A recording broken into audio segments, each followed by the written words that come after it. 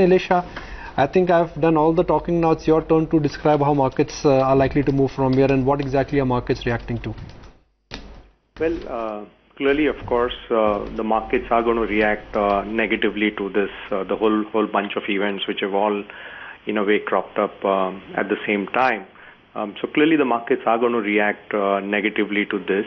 It may not be a very sharp negative reaction for the day, but clearly, I think the trend for the short to medium term is kind of decisively down, and I think this is something which will probably play on for maybe several sessions or several weeks as well.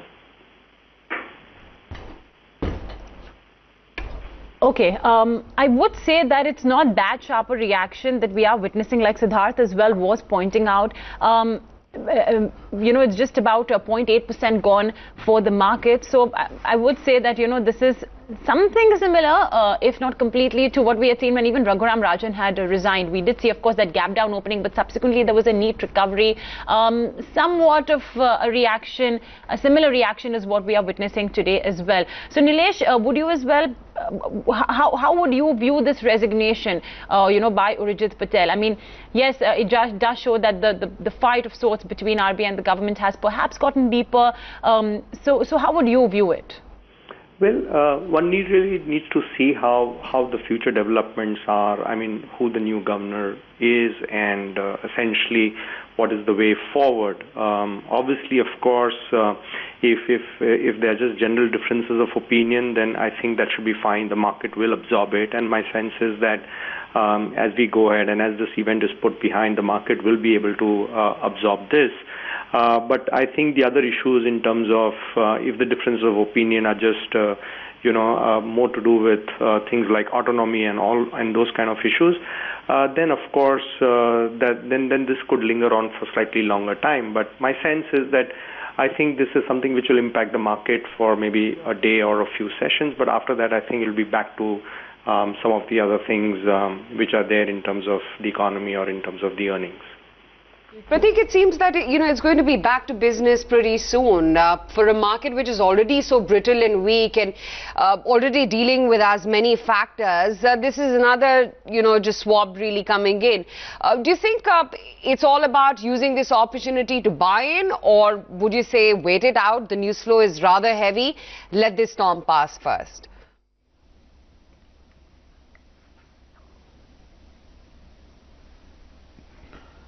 So my sense is that valuations are defendable.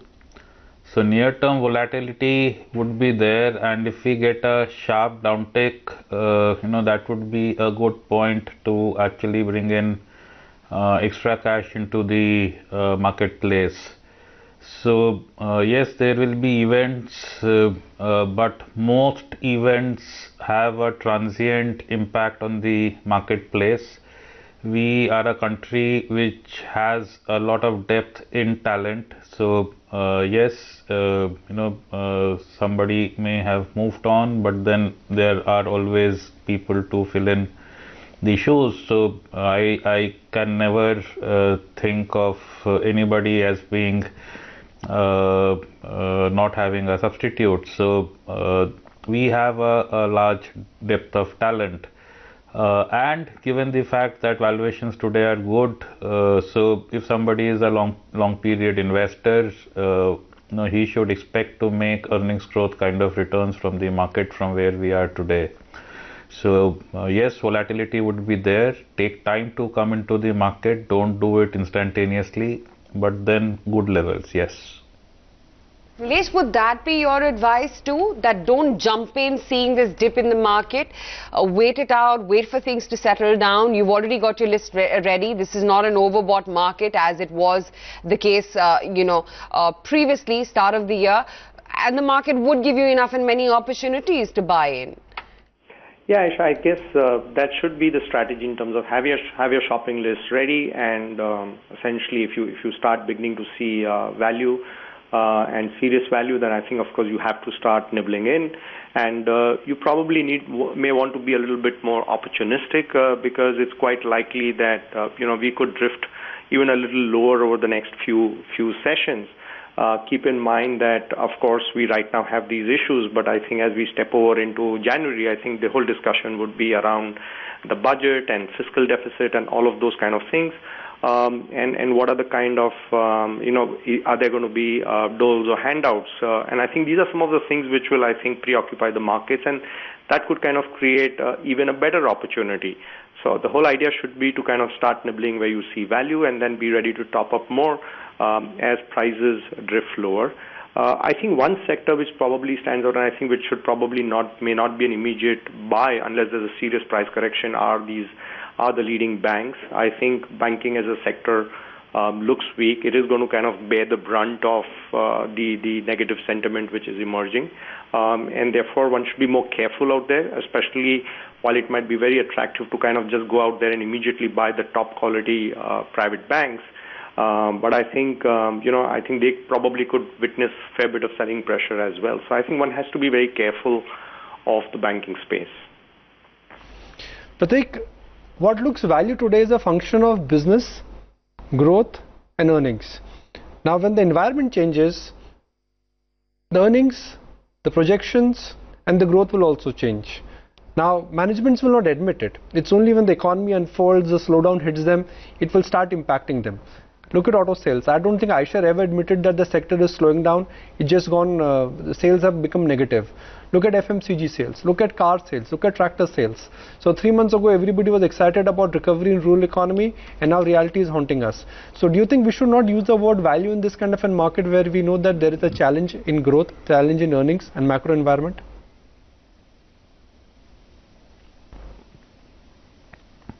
Yeah, I think in part that's a fair comment. The slowdown that we have witnessed in the larger ticket purchases is there, but at the same time, if you look at smaller ticket purchases, up to two-wheelers, I think there is a lot of buoyancy that numbers are throwing up.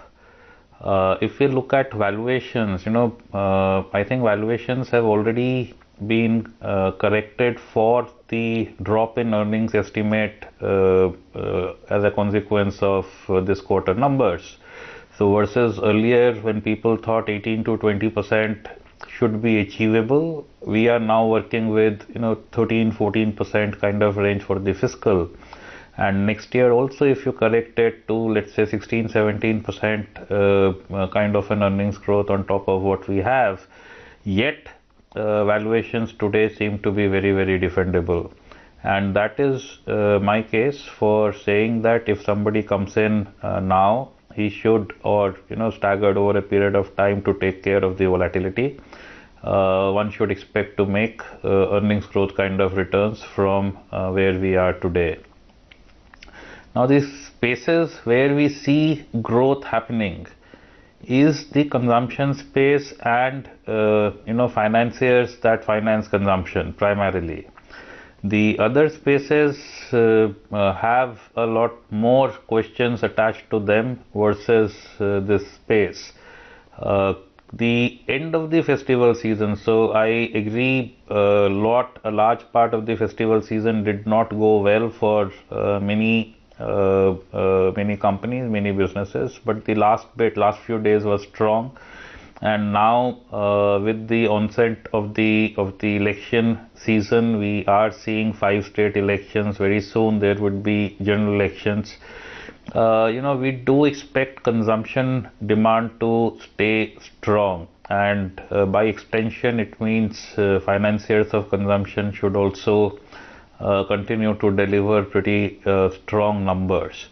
So that is our area of focus rather than any other part of the market. Nilesh, the one standout factor in today's market is A, the currency decline, and B, that IT immediately has picked up, and that's really the island of safety right now. Do you believe that with the uncertainty which is going to, hit us in the run-up to the 2019 elections, not just the equity markets, but the currency as well would remain volatile, and thereby the IT trade would continue to remain as an island of safety? Yes, clearly, the IT sector could essentially be an island of our performance. I wouldn't necessarily say that that would be an island of safety, but it would surely be an island of outperformance, given that they have strong tailwinds of the currency as well. But we have to keep in mind that, I think the IT sector would also be against some kind of a downtrend in the markets, and obviously, of course, in absolute terms, even the IT sector could suffer from that. In addition to that, of course, if there are already murmurs or talks about a slowdown in the U.S., and that definitely or inevitably will lead to slowdown in spending, the IT spending. So that itself one has to keep in mind. Of course, more clarity on that would emerge at the start of the calendar year. But so relative to rest of the market and relative to especially some of the banks, clearly IT could outperform. But could it decline from here or kind of go sideways? I think I would attach a high probability to that. Okay, all right, gentlemen, appreciate your time. Thank you for joining us.